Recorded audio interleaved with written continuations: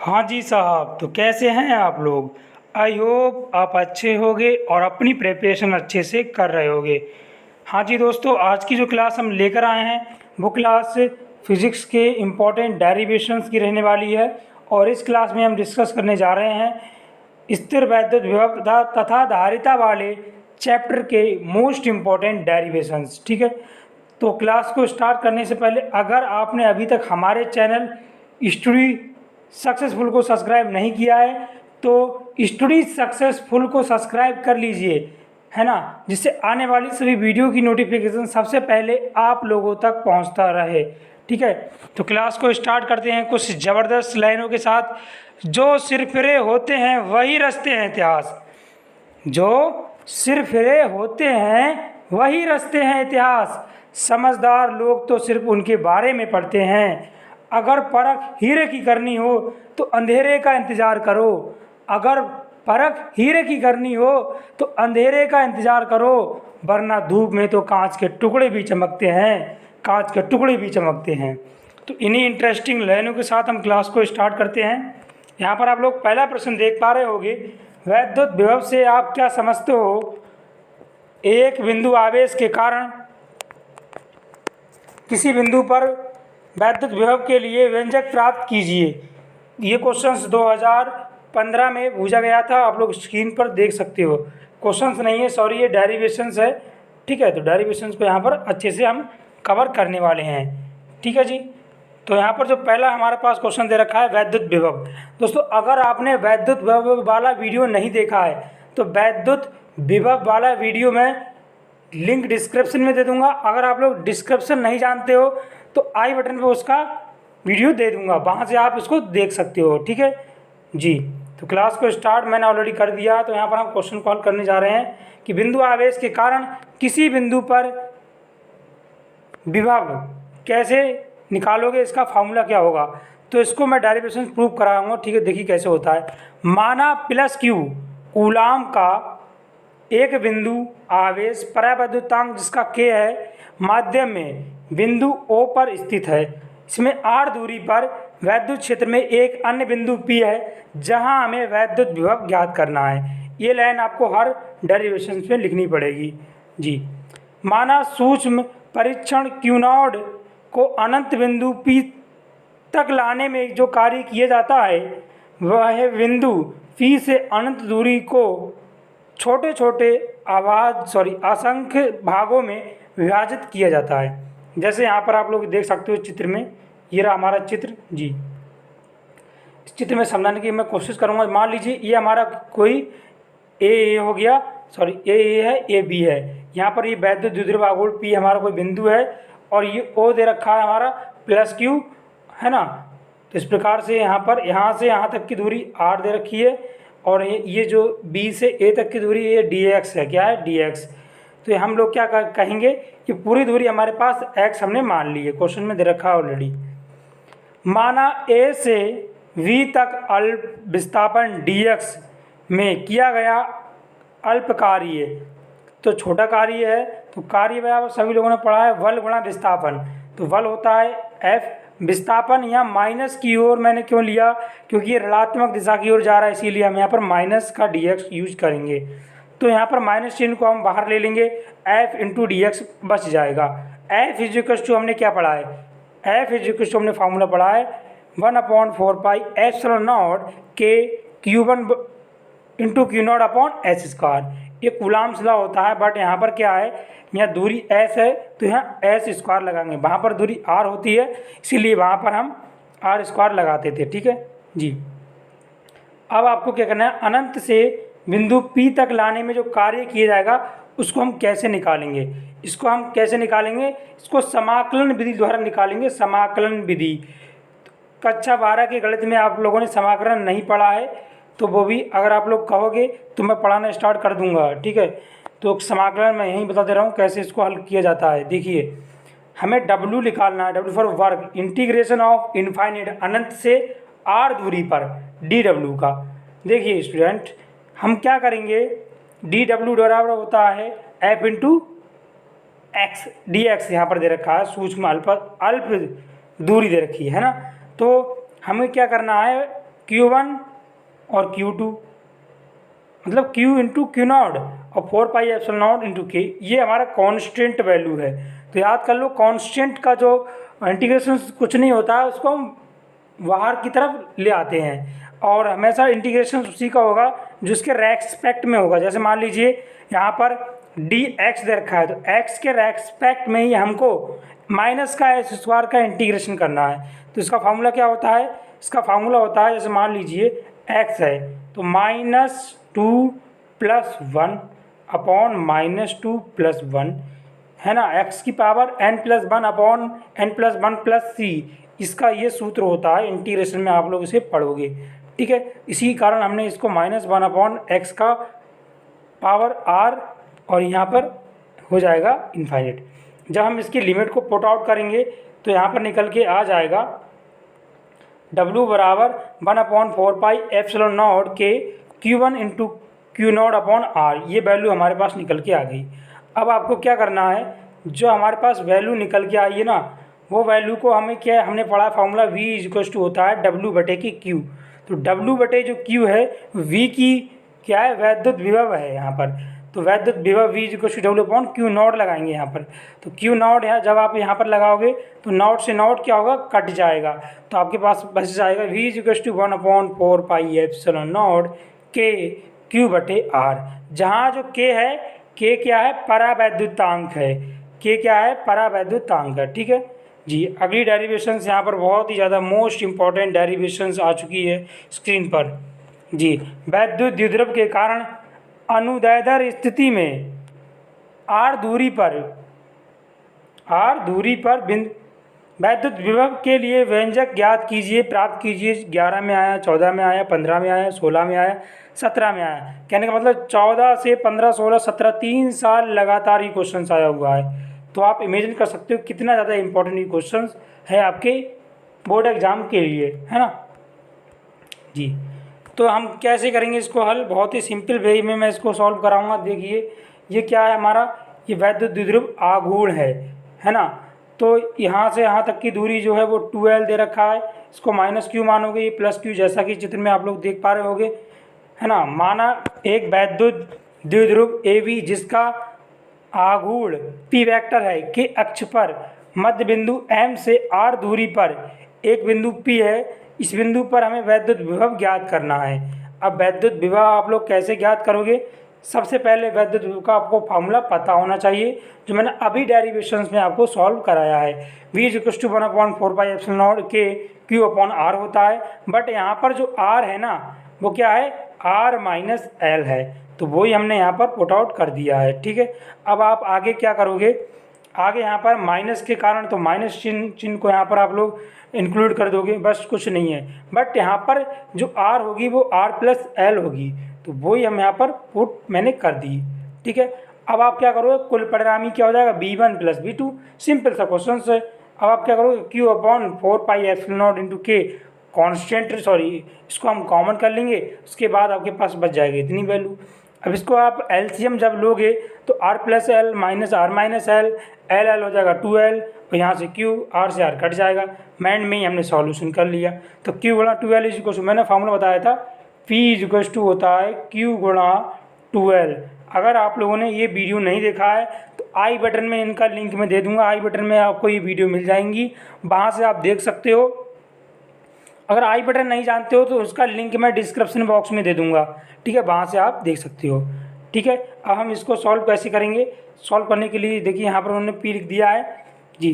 तो ये 1/4πε0 के P/R² - L², जहाँ पर L का वैल्यू बड़ा होगा R से, तो कह सकते हो क्या हो जाएगा भाई, हमें यहाँ पर L = 0 रखना होगा।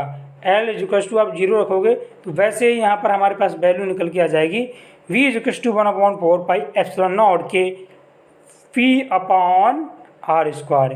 ये भी इसका फार्मूला होता है, इस बेस पर न्यूमेरिकल बनते हैं, इसको आप याद कर लीजिएगा। अगला पार्ट मैं न्यूमेरिकल का लेके आऊँगा इसी पार्ट का, ठीक है, इसी पार्ट का, ठीक है। तो इसको सब्सक्राइब, अगर आप चैनल पर नए हो तो हमारे चैनल स्टडी सक्सेसफुल को सब्सक्राइब कीजिए और साथ ही बेल आइकन दबाइए, जिससे आने वाले सभी वीडियो की नोटिफिकेशन आप लोगों तक सबसे पहले पहुँच सके जी, अगर वीडियो पसंद आ रहा है तो उसे लाइक कर दीजिए, जिससे अब मुझे कुछ मोटिवेशंस मिलेगा। जी, अगला क्वेश्चन यहाँ दे रखा है, सिद्ध कीजिए कि निरक्षीय स्थिति में किसी बिंदु पर वैद्युत द्विध्रुव द्वारा जो विभव होता है वो शून्य होता है। इस बात को सिद्ध करने के लिए क्वेश्चन हमसे पूछ रहा है। ये क्वेश्चन कितना ज़्यादा इंपॉर्टेंट है, 10, 12 और 16 में बना हुआ था, आप लोग देख सकते हो स्क्रीन पर। जी, माना वैद्युत द्विध्रुव AB के लंबार्धक पर बिंदु P है। क्या है, लंबार्धक पर क्या है, उसका बिंदु P है। इस पर वैद्युत विभव हमें ज्ञात करना है। देखिए, इसका मैंने लंब डाला, इस चित्र के माध्यम से समझाना चाहूँगा 2 मिनट आपके लिए। ये हमारा क्या है, ये द्विध्रुव आघूर्ण है। यहाँ से हमने इसके ऊपर लंब डाल दिया। ये जो R दूरी दिख रही है आपका, ये लंबार्धक हो गया। ठीक है, यहाँ से यहाँ तक की दूरी 12 हो गई। ये P है वैद्युत द्विध्रुव आघूर्ण। इस ये M है ना, इसको A मान लोगे, P मान लोगे, माइनस का Q, ये प्लस का Q। अब इसको करते हैं सॉल्व। जी, तो माना प्लस Q आवेश के कारण बिंदु P पर वैद्युत विभव। तो यहाँ पर जो वैद्युत विभव होगा ना, बहुत ही इंपॉर्टेंट बता रहा हूँ। V इक्वल्स टू फार्मूला हमने क्या बताया था आपको, फार्मूला होता है 1/4πε0 के प्लस Q, क्योंकि प्लस की बात कर रहा है तो यहाँ पर हम प्लस Q इंक्लूड करेंगे, प्लस अपॉन AB। ठीक है, AB आप यहाँ पर लगा दोगे। AB इक्वल्स टू R है, AB है ना वो R के बराबर है।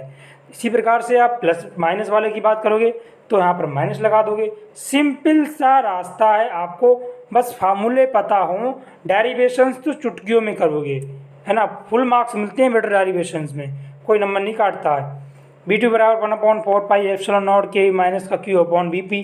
तो आप जब दोनों कंडीशंस को क्या करोगे बेटा, जोड़ लोगे, क्योंकि हमें परिणामी विभव निकालना है।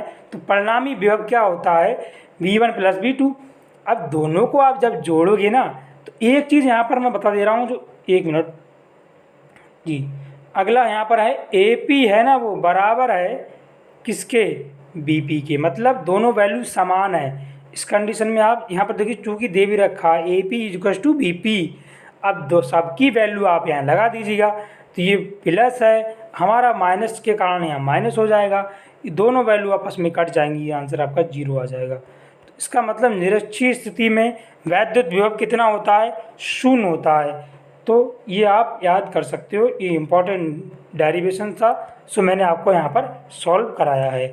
ठीक है, अगला डेरिवेशन यहाँ दे रखा है, विभव प्रवणता से आप क्या समझते हो। विभव प्रवणता एवं वैद्युत क्षेत्र की तीव्रता में संबंध का सूत्र स्थापित कीजिए। मैं कहूँगा ये क्वेश्चन सबसे ज़्यादा इम्पोर्टेंट है।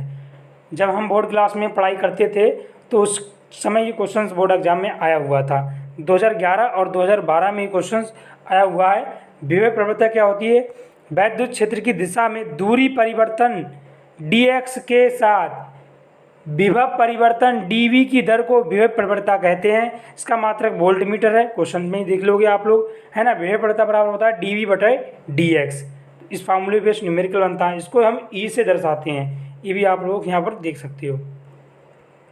और संबंध इसमें कैसे दर्शाओगे, संबंध के लिए बहुत ज़्यादा इंपॉर्टेंट क्वेश्चन आपके लिए हम यहाँ पर लेकर आ गए हैं। विभव प्रवणता तथा वैद्युत क्षेत्र में संबंध। माना बिंदु P पर स्थित प्लस Q आवेश वैद्युत क्षेत्र E में स्थित है। बिंदु P से क्रमशः x तथा x प्लस डेल्टा x दूरी पर x अक्ष की धन दिशा में बिंदु A पर तथा B पर स्थित है, जहां हमें एक परीक्षण आवेश प्लस Q0 है। जैसे प्लस Q0 हो गया हमारे पास, डेल्टा x हो गया, ये आपका दे रखा है, ये टोटल लेंथ हमारा x हो गया, और ये x एक्सिस है, ये हमारा y एक्सिस है, सॉरी x एक्सिस ये, बट यहाँ पर y एक्सिस को यहाँ पर इन्होंने इंक्लूड नहीं किया है। ठीक है, अब देखिए बिंदु B पर रखा जाए तो उस पर वैद्युत क्षेत्र के कारण लगने वाला बल कितना हो जाएगा। सबसे पहले हमने बताया था आपको formula E equals to F/Q0।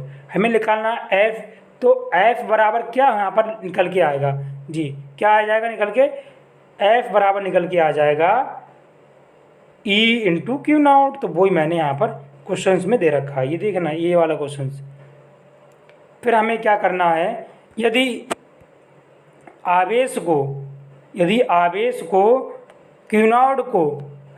Q0 को B से A तक लाने के विरुद्ध, तो इस प्रक्रिया में वैद्युत बल F के विरुद्ध जो कार्य करना पड़ता है उसको DW, यहाँ पर डेल्टा W होगा, सॉरी यहाँ मिसप्रिंट हो गया है, डेल्टा W हो तो क्या होना चाहिए, बल गुणा विस्थापन हमने पढ़ा है, कार्य बराबर बल गुणा विस्थापन होता है। F हो गया बल, विस्थापन क्या है VA, और जो VA है ना वो माइनस का dx है, सॉरी dx बोल सकते हो, उसे डेल्टा x भी बोल सकते हो, इसमें dx नहीं दिया है, इसमें डेल्टा x दे दिया है। तो देखिए student, delta W is equal to Q into E हो गया बल, क्योंकि F बराबर हमने आपको पहले बता दिया है, विस्थापन माइनस का dx है। अब डेल्टा W इसको Q नॉट को मैंने यहाँ पर पुट आउट कर दिया, माइनस का E इंटू डेल्टा x, ठीक है। अब आप क्या करोगे, B तथा A के बीच जो विभवांतर है ना, तो आप बोल सकते हो डेल्टा W बटे Q naught is equal to delta V होता है। परिभाषा क्या होती है, V is equal to W upon Q, सभी ने पढ़ा, वही हम यहाँ पर फॉर्मूला निकाल के ले आए हैं, ठीक है। तो यहाँ पर आप लोग V को इंक्लूड कर दोगे, क्योंकि ये V के इज इक्वल टू है, तो हमने इसी प्रकार से यहाँ पर हमने V को रख दिया। तो V डेल्टा V माइनस का E बटे के डेल्टा x, तो E बराबर आपका फॉर्मूला निकल के आ गया माइनस का dV बटे माइनस का dV बटे dx। इस प्रकार से इसमें दोनों में संबंध का फॉर्मूला आ जाएगा निकल के, E बराबर dV बटे dx, किस चीज़ का, माइनस का। इस बेस पर न्यूमेरिकल बनता है, इस फार्मूले को याद कर लीजिएगा। अगली क्लास हम न्यूमेरिकल की लेकर आएंगे, ठीक है। इसके लिए बोल रहा हूँ स्टूडेंट, अगर आप हमारे चैनल पर नए हो तो सब्सक्राइब जरूर करिए, है ना। स्टडी सक्सेसफुल को जरूर सब्सक्राइब करें जी। अगला यहाँ पर दे रखा है, अगला यहाँ पर बहुत इंपॉर्टेंट क्वेश्चंस लेकर आ गए हैं। समांतर प्लेट संधारित्र की धारिता का व्यंजक प्राप्त कीजिए और इसकी धारिता को कैसे बढ़ाया जा सकता है। 13, 14, 15, 16, 17, 18 में नहीं आया, बट 19 में आ गया, 19 में भी नहीं है, 19 में आ गया, 20 में ये नहीं आया था, मैं कह रहा हूँ 21 में आएगा, लिख लो मुझसे, इंपॉर्टेंट पर लगा लीजिए, 21 में आएगा चैलेंज इस क्वेश्चन के लिए। समांतर प्लेट संधारित्र की धारिता की हम डेरिवेशंस को हल करने जी। समांतर प्लेट संधारित्र की धारिता, तो इस डेरिवेशन को प्रूव करने के लिए सबसे पहले हम यहाँ पर लिखेंगे, माना समांतर प्लेट संधारित्र में आकार की दो धातु प्लेट x तथा y परस्पर समांतर रखी हुई हैं, इनके बीच की दूरी d है, बीच परावैद्युतांक के वाला कोई परावैद्युतांक भरा हुआ है इनके बीच में। देखिए एज रहा है इसका चित्र, है ना, 1 मिनट चित्र को यहाँ पर देख लीजिए अच्छे से। ये दे रखी हैं, ये आपको दिख रही हैं इस प्रकार से, ये क्या है, इसकी समांतर प्लेट हैं, और यहाँ पर इस प्रकार से इसमें दे रखा है, ये है ना, ये इसमें प्लस प्लस चार्ज हो गया, इसमें माइनस माइनस चार्ज हो गया। तो यहाँ पर हम इसको सॉल्व करने वाले हैं।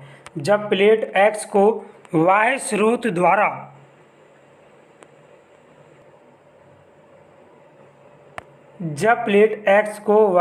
द्वारा प्लस q आवेश दिया जाता है, तो प्लेट y भी भीतरी सतह पर माइनस q आवेश पर प्लस q आवेश प्रेरित हो जाता है।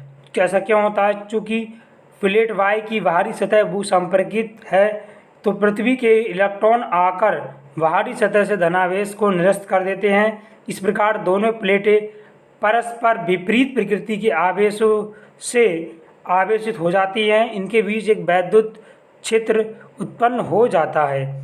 जब इनके बीच एक वैद्युत क्षेत्र उत्पन्न हो जाएगा तो इनकी तीव्रता क्या हो जाएगी, E बराबर sigma upon epsilon not x से y की ओर, ये फार्मूला हो जाएगा। यहाँ पर जो k है, k यहाँ पर एक परावैद्युतांक है, ठीक है।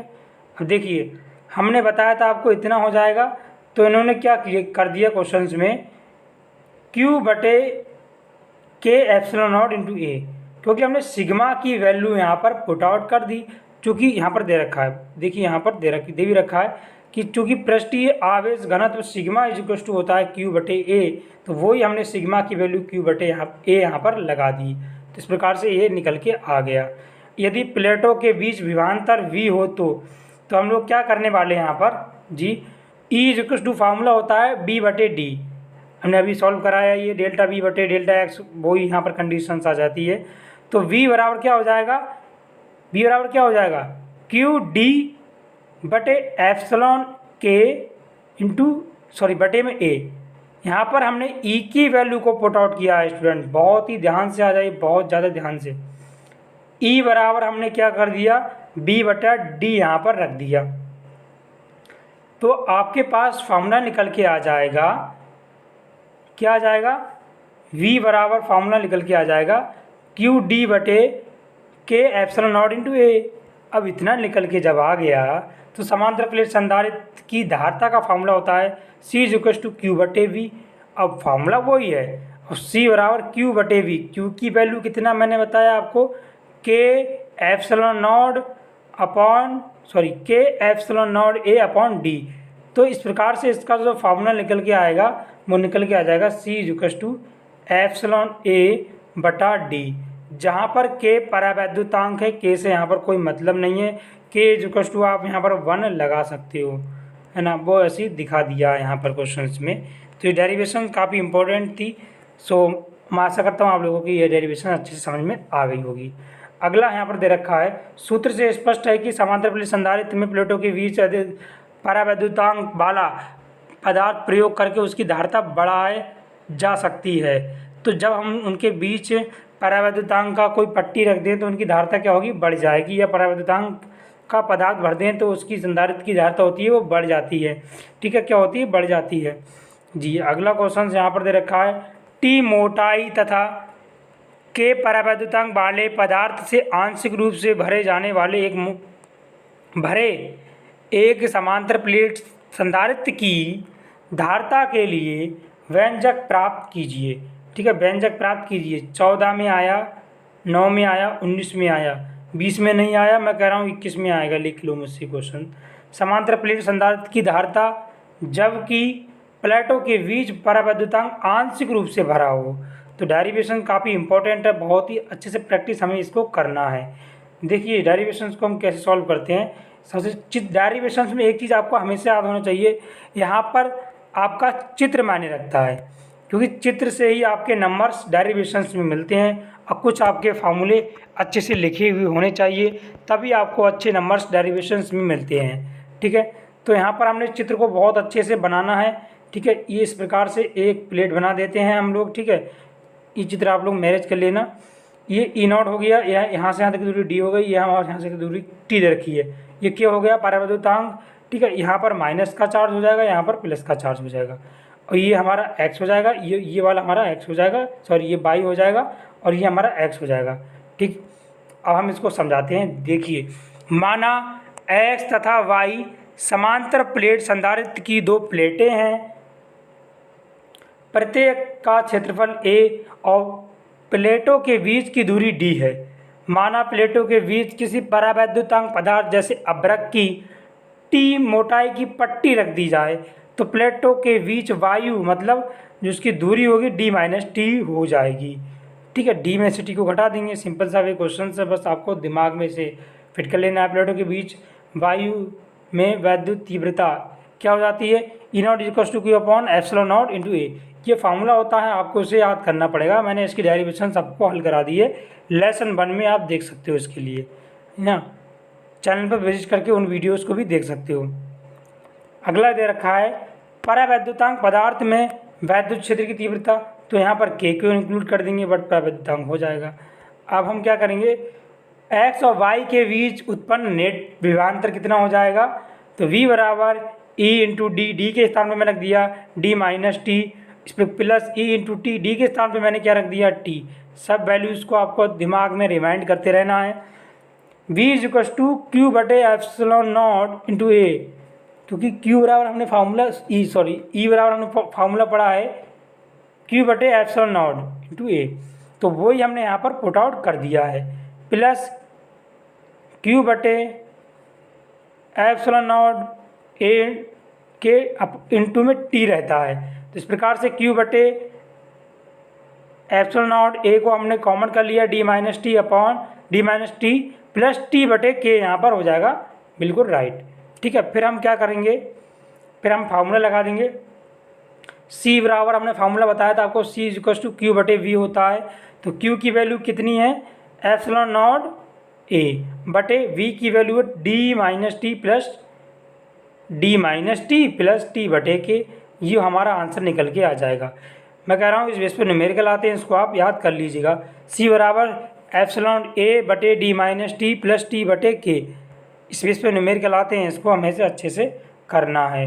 इसकी कंडीशंस क्या होती है, चूँकि के का मान 1 से अधिक होता है, प्लेटों के बीच प्रभावी दूरी डी से कम हो जाती है, जिससे धारिता बढ़ जाती है।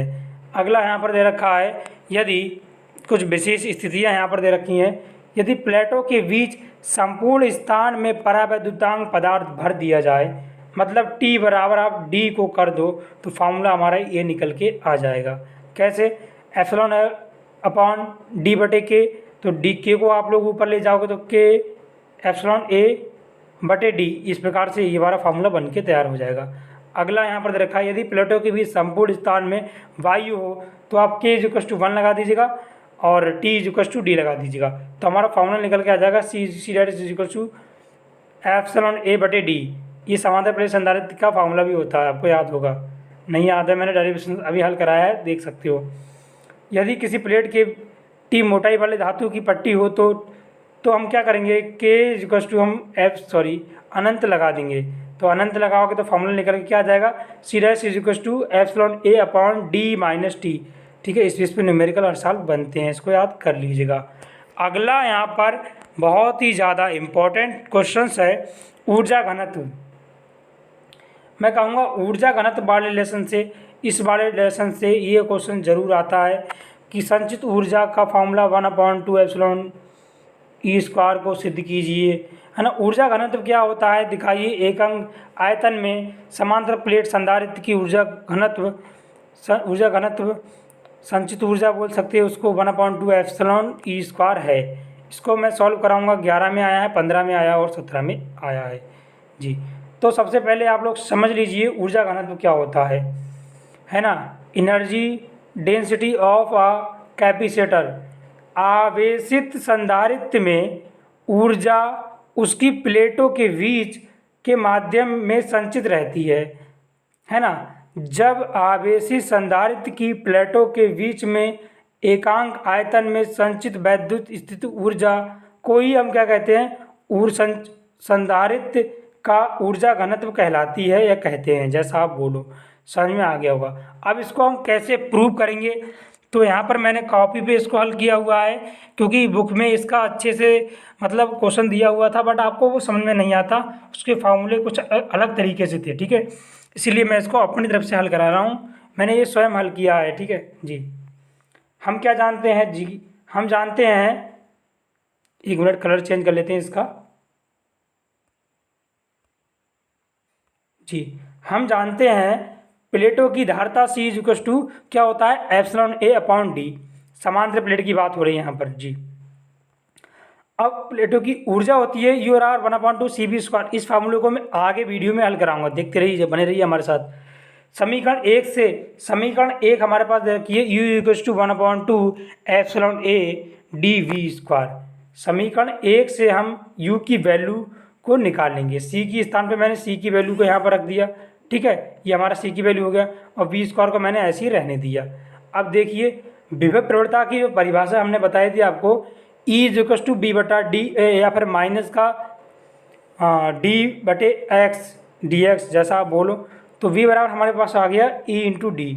ठीक है, B बराबर इंटू डी आ गया। अब आप क्या करोगे, U बराबर फार्मूला होता है 1/2 epsilon A upon D. C के स्थान पे मैंने रख दिया, और V के स्थान पे E इंटू डी का होल स्क्वायर, जैसा क्वेश्चन में आप देख पा रहे होगे। ठीक है, फिर आप क्या करोगे, U बराबर 1/2 एप्सिलॉन ई स्क्वायर को मैंने यहाँ पर ले लिया, ए डी, और डी को मैंने फिर से यहाँ पर रख दिया। ए डी से बच्चों ए डी को आप काट दोगे, समझे ना, एक बार पुनः बताने की कोशिश करेंगे। ए डी से ए डी को आप काट दोगे तो हमारे पास ये निकल के आ जाएगा, क्या आ जाएगा निकल के, U बराबर 1/2 एप्सिलॉन ई स्क्वायर इंटू में ए डी। तो ए डी यहाँ पर क्या है वो आप सीखेंगे क्वेश्चन के माध्यम से। एकांक आयतन का ऊर्जा घनत्व हमें निकालना है, क्वेश्चंस का एकांक आयतन का ऊर्जा घनत्व का फॉर्मूला होता है U बटे ए डी। ये का फॉर्मूला आपको याद कर लेना है ना। ये क्वेश्चंस पेपर में आपको नहीं मिलेगा, और जो टीचर्स लोग कराते हैं उसमें भी ये फार्मूला नहीं मिलेगा। ये डेरिवेशंस मैंने खुद से सॉल्व किया है, इंपॉर्टेंट है, मैंने क्लास 12th में पढ़ा था, इसलिए बता रहा हूँ। ठीक है, अब हमें फार्मूला हमने लगा दिया, U बराबर फार्मूला होता है U बटे ए डी जी। हमने सारी वैल्यू यहाँ पर पुट आउट कर दी, 1/2 epsilon E square. A D से ए डी को आप काट दोगे तो आपका आंसर निकल के आ जाएगा U बराबर 1/2 एप्सिलॉन बटे u बराबर 1/2 एप्सिलॉन ई स्क्वायर। ये हमें प्रूव करना था, u equals to 1/2 epsilon E square, तो हमने इसको प्रूव कर दिया। ठीक है, जहाँ अगर हम परावैद्युतांक रख दें k तो क्या हो जाएगा, u बराबर 1/2 k एप्सिलॉन ई स्क्वायर, बस k को वहाँ पर इंक्लूड कर देना है। सिंपल वे में मैंने इसको हल करा दिया। ठीक है, अगला क्वेश्चन यहाँ पर दे रखा है स्थितिज ऊर्जा वाला। ठीक है, तो स्थितिज ऊर्जा वाला क्या है, सिद्ध कीजिए कि 1/2 क्यू स्क्वायर बटे सी, जहाँ ई आवेशित चालक की ऊर्जा और क्यू आवेश तथा सी धारिता है, इसको हम प्रूव करने के लिए बोला है। मैं बता रहा था इस क्वेश्चन को हल कराऊंगा, वही क्वेश्चन यहाँ लेकर आ गया हूँ। फिर हमारे पास यह करके ऐसा भी क्वेश्चन आया हुआ 17 में, सिद्ध कीजिए कि आवेशित संधारित्र की ऊर्जा U बराबर 1/2 CV स्क्वायर होती है। 17 में क्वेश्चन बना हुआ है, देख सकते हो। तो इसको भी मैंने काफ़ी पे हल किया हुआ है इस डेरिवेशंस को। संधारित्र में स्थित ऊर्जा, किसी चालक को आवेशित करने में कुछ कार्य करना पड़ता है, यही कार्य चालक में स्थित ऊर्जा का रूप ले लेता है ना, तो वो स्थित ऊर्जा में संचित हो जाता है। समझ में आ रहा है अच्छे से आप लोगों के? ठीक है, माना किसी चालक को प्लस Q कूलाम का आवेश देने पर उस पर विभव 0 हो जाता है, तो बढ़कर V हो जाता है, 0 से बढ़कर उसका विभव V हो जाता है। तो औसत विभव कैसे निकालोगे भाई? औसत विभव का फॉर्मूला कितना होता है, दोनों का योग बटे 2, 3 होते तो तीनों का योग बटे 3। भाई विभव कोई सुबह हम औसत तो ऐसे ही निकालते हैं, तो 0 + B बटे 2, तो आप बोल सकते हो 1/2 इंटू V। और हमने आपको W का फार्मूला क्या बताया था, V इंटू क्यू, क्योंकि फार्मूला होता है V = W बटे Q। इस प्रकार से निकाल सकते हो W बराबर V इंटू क्यू। अब यहाँ पर देखिए हमें क्या करना है, V के स्थान पे V की वैल्यू, ये वाली वैल्यू यहाँ पर पुट आउट कर देना है। तो जैसे यहाँ पर ये वाली वैल्यू को आप यहाँ पर लगा दोगे तो आपका फार्मूला निकल के आ जाएगा Q इंटू 1/2 और B। तो इस प्रकार से हो जाएगा यहाँ पर जी, W बराबर 1/2 Q इंटू V। ठीक है ना। अब देखिए यही कार्य स्थित ऊर्जा का रूप हो ले लेगा, कहने का तात्पर्य ये कि यही कार्य स्थित ऊर्जा का बराबर होगा। तो U बराबर फार्मूला होता है W, U बराबर होता है K, जैसा आप बोलो, है ना। तो यहाँ पर U बराबर हमने फार्मूला पढ़ा है 1/2 Q इंटू V, ये तो आपको दिख रहा है, क्वेश्चन में दे रखा है, मैंने अभी इसको प्रूव किया है। हम क्या जानते हैं, हम फार्मूला पढ़े हैं C बराबर Q बटे V, है ना। तो Q बराबर कितना हो जाएगा, C इंटू V, क्योंकि Q बराबर कितना हो जाएगा, C, B को यहाँ पर ले जाइए तो C इंटू V हो जाएगा ना। तो यहाँ पर Q के स्थान पे मैं लगा दूंगा C इंटू V। तो Q के स्थान पे जैसे ही हम C इंटू V लगाएंगे तो फार्मूला बन जाएगा U बराबर 1/2 CV स्क्वायर। तो इस प्रकार से एक कंडीशन तो हमने सॉल्व कर ली, आप इतना भी आंसर छोड़ सकते हो, इसमें आपको नंबर्स मिल जाएंगे। बट उसने हमसे दोनों कंडीशंस को पूछा है, इसीलिए आपको दोनों कंडीशंस को हल करना पड़ेगा। ठीक है, ये C = Q बटा V हम लगा देंगे तो V बराबर कितना हो जाएगा, Q बटे C। तो भाई 1/2 C और Q बटे C का होल स्क्वायर, ये हमारा बन गया फार्मूला। आगे इसको सॉल्व करते हैं, C से C आपका कट जाएगा जी, C से C क्या होगा, कट जाएगा। तो आपके पास फार्मूला निकल के क्या आ जाएगा, U बराबर 1/2 Q स्क्वायर बटे C। ये फार्मूला हमारे पास निकल के आ गया, इस डेरिवेशंस का इम्पोर्टेंट था, सो मैंने आप लोगों को बताया। अगला यहाँ पर दे रखा है जी, अगला है विलगित गोलीय चालक की धारिता को सिद्ध कीजिए। यह क्वेश्चन से इम्पोर्टेंट डेरिवेशंस है। ऐसे आ सकता है कि विलगित गोलीय चालक धारिता की विलगित गोलीय चालक की धारिता का फार्मूला सिद्ध कीजिए। तो इसको हम कैसे हल करेंगे, माना A त्रिज्या का कोई गोलीय चालक ऐसे माध्यम में रखा है जिसका परावैद्युतांक K है। गोलीय चालक को +Q आवेश देने से ये चारों ओर समान रूप से वितरित हो जाता है, जिस कारण उसमें उत्पन्न एक वैद्युत विभव उत्पन्न हो जाता है। तो V = फार्मूला होता है 1/4 पाई Q अपॉन R होता है। तो R के स्थान पर है हमने R यहाँ पर A को लगाया है। ठीक है, तो यहाँ पर जैसे ही आप R बराबर A क्यों लगाएंगे कि यहाँ पर चित्र के माध्यम से समझेंगे हम ध्यान से। ये क्या है, विलगित गोलीय चालक है। यहाँ पर देख लेना, यहाँ से यहाँ तक की जो दूरी है, दूरी बोले तो त्रिज्या यहाँ पर A हो गई, और यहाँ पर जो चित्र आपको दिख रहा है इसमें प्लस प्लस आवेश दिख रहा है, ये है ना। प्लस प्लस का सिंबल क्यों लिखा गया है? क्योंकि विलगित गोलीय चालक होता है। विलगित गोलीय चालक में हमेशा जो कंडीशंस होती हैं वो प्लस प्लस की होती हैं। समीकरण 1 बता दें हम आपको, C बराबर हमने फॉर्मूला बताया था आपको Q बटा V। तो बच्चों B के स्थान पे आप V की वैल्यू उठा के रख दोगे, तो जैसे ही आप V के स्थान पे V की वैल्यू को रखोगे आपका आंसर विदिन सेकंड में आ जाएगा जी। तो हमने क्या किया, C बराबर Q बटे V के स्थान पे मैंने V की वैल्यू को रखा था, Q से बटा Q कट जाएगा और यहाँ पर आपका निकल के आ जाएगा C बराबर क्या आ जाएगा 4 पाई एप्सिलॉन नॉट KA।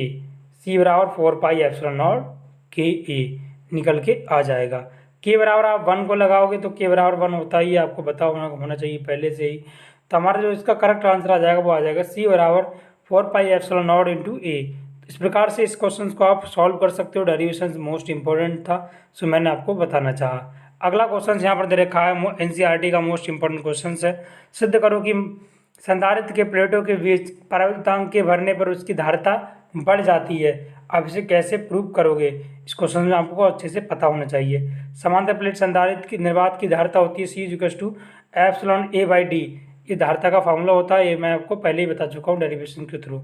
अगर हम इसमें परावर्तनांक कर दें तो बच्चों यहाँ पर आप K को सिर्फ K को यहाँ पर ऐड कर देंगे, मतलब C K into A epsilon upon D। दोनों समीकरण होंगे। समीकरण 1/2 को आप कैलकुलेट कर दीजिए। समीकरण 2/1, समीकरण 2 क्या है C बटे C नॉट, इससे पूरी वैल्यू कट जाएगी बट आपके पास जो वैल्यू निकल के आ जाएगी वो K आ जाएगा, यहाँ पर केवल K बचेगा। तो C बटे C naught equals to K, इसको परावर्तनांक भी बोलते हैं, तो बोल सकते हो C बराबर हो जाएगा K इंटू C नॉट। इस प्रकार से इस कह सकते हो कि उसकी परावर्तनांक बनने पर उसकी धारिता क्या होती है, बढ़ जाती है। ठीक है, समझ में आ गए क्वेश्चन। आगे बढ़ते हैं। अतः सिद्ध होता है कि परावर्तनांक बनने पर उसकी धारिता बढ़ जाती है। अगला क्वेश्चन यहाँ दे रखा है, क्वेश्चन नहीं डेरिवेशन चाहिए। संधारित्र की धारिता को प्रभावित करने वाले कारक कौन कौन से हैं? तो क्षेत्रफल पहला है, उसका क्षेत्रफल होता है। तो प्लेटों के बीच का अगर हम क्षेत्रफल बढ़ा दें तो उसकी धारिता भी बढ़ जाती है, क्योंकि क्षेत्रफल के ये समानुपाती होती है। आप बोल सकते हो कि धारिता समानुपाती होती है किसके, एरिया के, है ना। अगला क्वेश्चन अगला स्टेप है यहाँ पर, प्लेटों के बीच की दूरी पर, प्लेटों के बीच की दूरी अगर बढ़ा दी जाए तो धारिता कैसी हो जाती है, कम, क्योंकि जो C है बीच के अनुपाती होती है 1/D के। इस प्रकार आप इसको याद कर सकते हो। ठीक है, अगला यहाँ पर दे रखा है जी, अगला है प्लेटों के माध्यम पर यदि प्लेटों के बीच में कोई विद्युत पदार्थ भर दिया जाए जिसे परावर्तनांक कहते हैं, रख दिया जाए तो उसकी धारिता बढ़ जाती है, अर्थात C समानुपाती होती है K के। बिल्कुल, जो समानुपाती होगी उससे बढ़ जाएगी, जो विद्युत अनुपाती होगी उससे घट जाएगी। अगला है संधारित्र का संयोजन। संधारित्र को हम कैसे संयोजन करते हैं? श्रेणी क्रम में क्या होता है, जब प्रत्येक संधारित्र का दूसरा सिरा अगले संधारित्र के पहले सिरे से जोड़ दिया जाता है, जुड़ा होता है, तो उसको हम श्रेणी क्रम के नाम से जानते हैं। माना 3 संधारित्र C1 C2 C3 श्रेणी क्रम में है, जिसमें I धारा प्रवाहित हो रही है ना, करने पर Q आवेश का मान होगा, मतलब जो Q है वो तो एक समान होगा सब में, Q1 Q2 Q3 dot dot जो है वो सब समान होगा किसके, Q1 बराबर Q2। तो बोल सकते हो सारी वैल्यू Q के बराबर होगी, बट यहाँ पर जो विभव V1 होगा और विभव V2 होगा वो सारी वैल्यू अलग अलग होगी, जैसे यहाँ पर आप देख पा रहे होगे। तो ये रहा हमारा संधारित्र, इसको देख सकते हो आप लोग जी। ये क्या है बच्चों, संधारित्र है। ये हमने संधारित्र बना लिया। ये आपको दिख रहा है, ये प्रत्यावर्ती है, प्रत्यावर्ती धारा है ये। ठीक है, ये C1 संधारित्र हो गया, ये C2 हो गया, ये C3 हो गया। यहाँ पर विभव है, यहाँ पर V2 विभव है, यहाँ पर V3 विभव है। अब आप क्या करोगे, हम फॉर्मूले आपको फिर से बता रहे हैं। अगर आपने हमारा पार्ट 1 नहीं देखा है तो आई बटन पे उसका लिंक है, वहाँ से आप देख सकते हो। आई बटन पे जाकर हम जानते हैं C बराबर फॉर्मूला क्या होता है, Q बटे के V, तो वही हमने यहाँ पर लगा दिया। तो V बराबर क्या आ गया निकल के, Q बटे C। अब जैसे ही आप V बराबर क्या लगा दोगे भाई, Q बटे C, B बराबर हो गया C1, V2 बराबर C2 हो गया, V3 बराबर Q अपॉन C3 हो गया। तीनों वैल्यू को मैंने निकाल लिया। हम टोटल विभव को यहाँ पर जोड़ देंगे, V equal to V1 plus V2 plus V3। अब V के स्थान पे Q बटे C1 प्लस Q बटे C2 प्लस Q बटे C3, सारी वैल्यू आपने निकाल ली जी। अब आप लोग क्या करोगे, यहाँ से Q को कॉमन कर लोगे स्टूडेंट। जैसे ही आप Q को कॉमन करोगे तो 1/C1 plus 1/C2 plus 1/C3 निकल के आ जाएगा। अब इतनी वैल्यू आपके समझ में आ गई। अब देखिए, अब मैं इसको क्या करूँगा, इधर ले आऊँगा, तो इस Q को उठाकर जब आप इधर ले आओगे ये V/Q हो जाएगा। V/Q किसके बराबर होता है, 1/C के जी। तो इस प्रकार से इसका जो राइट आंसर हो जाएगा वो ये हो जाएगा कि श्रेणी क्रम में संधारित्र का फॉर्मूला होता है 1/C = 1/C1 plus 1/C2 plus 1/C3। इस पर न्यूमेरिकल आता है, इसीलिए बोल रहा हूँ इसको आप लोग याद कर लीजिएगा, इंपॉर्टेंट क्वेश्चन है, ठीक है। अगला है समांतर क्रम में, जब प्रत्येक प्लेट का पहला सिरा किसी एक बिंदु से तथा दूसरा सिरा किसी दूसरे बिंदु से जुड़ा होता है तो उस प्रकार के क्रम को समांतर क्रम कहते हैं जी। समांतर क्रम कहलाता है, कहते हैं, जैसा आप बोलो। माना 3 संधारित्र C1 C2 C3 समांतर क्रम में जुड़े हुए हैं जिनमें धारा I प्रवाहित करने पर विभव भी समान होगा। बस में Q1 होगा आवेश और आवेश Q2 होगा और Q3 होगा, ठीक है। फिर हमारे पास इसको चित्र के माध्यम से समझाने की आपको कोशिश करने वाले हैं स्टूडेंट। ये हमारे पास चित्र दे रखा है, समझने की कोशिश करना इस चित्र के माध्यम से। चित्र क्या है, इसको आप संधारित्र मानिए, ये क्या है, संधारित्र है, बट ये कैसा है, ये बच्चों समांतर क्रम में है। ये संधारित्र C1 हो गया, इसको C2 मान लेंगे, ये हमारा C3 हो गया। तीनों संधारित्र हो गए, इनमें आवेश Q1 Q2 Q3 जा रहा है, बट इसमें जो विभव है ना वो एक समान है। ये दे रखा है आपका प्रत्यावर्ती धारा का सिंबल, इसमें धारा I इधर से प्रवाहित हो रही है। चित्र को आप लोगों ने समझ लिया। C जो क्वेश्चन होता है Q/V, तो Q बराबर कितना हो जाएगा, C × V। इस बेस पर हमने आपको न्यूमेरिकल बता दिए थे, बताते हैं इस बेस पर, अगला पार्ट न्यूमेरिकल का हम लेकर आ जाएंगे, ठीक है। तो Q बराबर यहाँ पर सारी वैल्यू आपके पास दे रखी है, तो C × Q = C1 × V, Q2 बराबर C2 × B, Q3 बराबर C3 × B, Q1 plus Q2 plus Q3 कुल आवेश निकाल लेंगे यहाँ से हम लोग, ठीक है। तो B हमारे पास यहाँ पर कॉमन मिल रहा है, तो ये सब में B कॉमन है, इस प्रकार से यहाँ पर ये कॉमन हो गया। तो C1 plus C2 plus C3, तो आप Q हमारे पास रखा है, तो Q/V = क्या होता है बच्चों, C होता है, तो वो मैंने यहाँ पर ऑलरेडी दर्शा दिया है। तो C बराबर हो जाएगा C1 plus C2 plus C3, ये होता है समांतर के लिए। किसके लिए होता है ये स्टूडेंट, समांतर क्रम के लिए होता है, संधारित्र की धारिता में जी। अगला क्वेश्चन यहाँ दे रखा है, वान डे ग्राफ जनित्र क्या होता है, इसके बारे जी। अगला है वान डे ग्राफ जनित्र क्या है। वान डे ग्राफ जनित्र ये क्वेश्चंस लॉन्ग में आता है, और ये लॉन्ग क्वेश्चंस में आएगा तो 5 नंबर से कम नहीं आएगा, ठीक है। 5 नंबर से ये क्वेश्चंस कम नहीं आता है, तो इसको आपको याद करना है अच्छे से। ये थ्योरिकल क्वेश्चंस है, हालांकि इंपॉर्टेंट है, इसीलिए मैं यहाँ पर लेकर आया हूँ। वैसे आप लोगों ने थंबनेल में देखा होगा कि मैंने इस पर सब इंपॉर्टेंट डेरिवेशंस डाला है, बट ये भी क्वेश्चंस आपके लिए इम्पोर्टेंट है, सो मैं इसी कराऊँगा, ठीक है जी। तो वान डे ग्राफ जनित्र का सिद्धांत बताइए, चित्र की सहायता से इसकी रचना और कार्यविधि को समझाइए। 18 में बना था, 11 में बना था, तो देख सकते हो क्वेश्चंस का क्या लेवल है और लेवल ऑफ कंपटीशन क्या है इस क्वेश्चंस का। तो वान डे ग्राफ जनित्र के बारे में हम लोग आइए समझते हैं बड़े ध्यान से। वान डे ग्राफ जनित्र, वान डे ग्राफ जनित्र एक ऐसी युक्ति है, ऐसी मशीन है जिसकी सहायता से अति उच्च विभव लगभग 10⁻6 मिलियन कोटि का विभव निर्गत किया जा सकता है।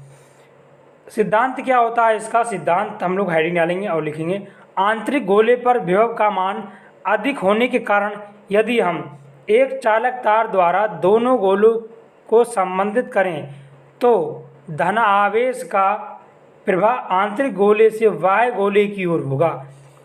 इससे बाहरी गोले का विभव बढ़ता जाएगा तथा वायु के क्षेत्र को ध्वस्त करने की सीमा तक पहुंच जाता है। यही वान डे ग्राफ जनित्र का सिद्धांत कहलाता है। देखिए इसकी संरचना कैसी होती है, वान डे ग्राफ जनित्र किस टॉपिक्स पर इसकी संरचना होती है वो हम आपको बताने वाले हैं, ठीक है। तो संरचना ध्यान से देखना इसकी स्टूडेंट, क्योंकि संरचना से क्वेश्चन बन सकते हैं, हर साल आते हैं, न्यूमेरिकल बेस नहीं आते हैं, बट थ्योरिकल बेस इसमें आ सकता है।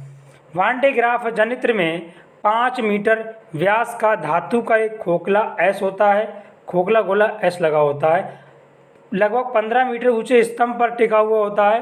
P1 व P2 तो घिरनी होती हैं जो कि एक मोटर द्वारा घुमाई जाती हैं तथा इन पर एक विद्युत रोधी पदार्थ जैसे रबड़ या रेशम बना बेल्ट जब गुजरता है तो घिरनियों को घूमने से बेल्ट क्या होता है, ऊर्ध्वाधर दक्षिणावर्त घूमता है। जब घिरनी घूमती है ना, ये घिरनी इस प्रकार से घूमेंगी तो उसका बेल्ट भी तो ऐसे ऐसे घूमेगा, है ना। समझने की कोशिश कीजिए क्वेश्चन के लिए, आंसर के लिए, ठीक है जी।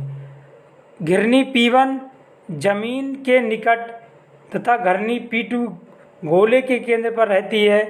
घिरनी P1 के निकट रबड़ बेल्ट के सामने एक धातु कंघी C1 लगी होती है जिससे उच्च स्रोत कहें तो लगभग इकाई दहाई सैकड़ा हजार 1 लाख वोल्ट जोड़ा जाता है, ऐसा बोल सकते हैं। उसमें जो उच्च वोल्ट होता है ना स्टूडेंट, वो 1 लाख के समथिंग जोड़ा जाता है। कंघी C1 फुहार कंघी कहलाती है। C1 कंघी को क्या कहते हैं, क्वेश्चन आ सकता है ये ऑब्जेक्टिव में कि C1 कंघी को क्या कहते हैं, फुहार कंघी। बेल्ट के दूसरे सिरे पर P2 घनी का एक अन्य धातु कंघी लगी होती है। कंघी C2 गोले S से संबंधित होती है जी। फिर हमारे पास ये चित्र के माध्यम से आप इसका वान डे ग्राफ जनित्र का चित्र अच्छे से देख लीजिएगा। जैसा मैंने अभी आपको क्वेश्चंस में बताया था बिल्कुल वैसा ही ये क्वेश्चंस यहाँ पर दे रखा है, सॉरी चित्र दे रखा है। ये क्या हो गया हमारा, ये कोई ये स्टैंड हो गया। इस प्रकार से ये हमारा DC करंट जा रहा है इसमें, और ये मोटर लगी हुई है, ये बेल्ट हो गई, है ना। ये कंघी P2 हो गई और ये C2 हो गई, है ना। और ये S हो गया, इस पर प्लस प्लस चार्ज यहाँ पर दिख रहा होगा आप लोगों के लिए। तो इस प्रकार से ये होता है वान डे ग्राफ जनित्र का चित्र। आपको प्रैक्टिस अच्छे से करना है चित्र को बनाने की भी जी। अगला क्वेश्चन इसी को सॉल्व कराते हैं, आगे बढ़ाते हैं आप लोगों के लिए। C1 के सम्मुख बेल्ट के भाग पर धनावेश आ जाता है। धनावेश युक्त बेल्ट का ये ऊपर की ओर चलकर जब कंघी C2 यानी कि बोल सकते हो कंघी C2 को संग्राहक कंघी बोलते हैं। कंघी जो C2 है उसको संग्राहक कंघी और C1 को फुहार कंघी कहते हैं। क्वेश्चन आ सकते हैं के सामने पहुंचता है तो प्रेरण के कारण संग्राहक कंघी के सिरों पर ऋणावेश तथा बाह्य पृष्ठ पर धनावेश उत्पन्न हो जाता है। ये धनावेश गोले के पृष्ठ पर एक समान रूप से वितरित हो जाता है, जबकि कंघी सिरों पर उत्पन्न ऋणावेश को पुनः विसर्जित करती होता है, जिससे बेल्ट का धनावेश समाप्त हो जाता है। कंघी C2 के सामने या ऊपर बोल सकते हो आप लोग, बेल्ट का भाग उदासीन हो जाता है, जो कि घूमकर पुनः कंघी C1 के सामने आकर पुनः आवेशित हो जाती है। यही प्रक्रिया लगातार चलती रहती है ये तथा खोखला गोला अधिक से अधिक आवेश उत्पन्न करता है। इस प्रकार गोले का अत्यधिक उच्च विभव लगभग 10 लाख वोल्ट तक आवेशित किया जा सकता है। यही वान डे ग्राफ जनित्र का इम्पोर्टेंस बता रहे हैं आपको हम जी। यदि गोलीय कोश की त्रिज्या R है, मान लीजिएगा जो गोलीय कोश है उसकी त्रिज्या R हो तो धारता C बराबर 4πε0 R होता है। Q आवेश देने पर उस पर विभव कितना हो जाएगा, V=Q/C। तो Q हमने लगा दिया, C की वैल्यू 4πε0 R हो गई। आपको इसमें समझ में आता होगा, जहाँ Q उच्चतम मान होने पर विभव की गणना भी उच्च होती है। स्वतः निकटवर्ती क्षेत्र में वैद्युत क्षेत्र की तीव्रता भी उच्च होती है। यदि वैद्युत क्षेत्र की तीव्रता वायु की भंजन सीमा 3 × 10⁻⁻⁶ वोल्ट मीटर हो जाती है। 3 गुणा, तो आपको पता होना चाहिए वायु की भंजन सीमा कितनी होती है, 3 × 10⁻⁶ वोल्ट प्रति मीटर। वायु का आयनन होने लगता है तथा आवेश का क्षरण होने लगता है। जैसे ही आवेश का क्षरण होने लगता है फिर क्या होता है, आवेश को कम करने के लिए, आवेश के क्षरण को कम करने के लिए संपूर्ण उपकरण को स्टील के कक्ष में रखा जाता है, जिससे उच्च दाब बोल सकते हो 15 वायुमंडलीय दाब पर N2 गैस भरी होती है। तो इस प्रकार से वान डे ग्राफ जनित्र कार्य करता है और इसी प्रकार से इसका सिद्धांत होता है। इस चित्र आपको अच्छे से प्रैक्टिस करना है। तो स्टूडेंट, कैसा लगा आज का हमारा क्लास, कमेंट बॉक्स में ज़रूर बताएं और ऐसे ही इंटरेस्टिंग और एजुकेशन से रिलेटेड वीडियोस को देखने के लिए आप हमारे चैनल स्टडी सक्सेसफुल को सब्सक्राइब कर लीजिएगा। स्टडी सक्सेसफुल को सब्सक्राइब कर लीजिएगा, जिससे आने वाली सभी वीडियो की नोटिफिकेशन सबसे पहले आप लोगों तक मिल सके, है ना। तो दोस्तों, अगर आपको इस वीडियो का ये PDF चाहिए, ये इस वीडियो का आपको ये जो क्वेश्चंस का PDF चाहिए, तो इस क्वेश्चंस के PDF को मैं लिंक डिस्क्रिप्शन में दे दूंगा। वहाँ से आप इस क्वेश्चंस के PDF का लिंक अच्छे से देख सकते हो और इन क्वेश्चंस की प्रैक्टिस कर सकते हो। ये क्वेश्चंस इंपॉर्टेंट हैं बोर्ड एग्जाम के लिए, है ना। तो पहली बार अगर आए हो तो सब्सक्राइब कर लो, है ना। अगर वीडियो हमारे द्वारा बनाया हुआ अच्छा लगा हो तो उसको लाइक कर दीजिए और अपने दोस्तों के साथ शेयर कर दीजिए, है ना, जिससे मुझे कुछ सपोर्ट मिल जाएगा और मेरा मोटिवेशंस बढ़ेगा कि मैं ज़्यादा से ज़्यादा आप लोगों के लिए क्लास लेकर आऊँ। तो thanks for watching my video all student.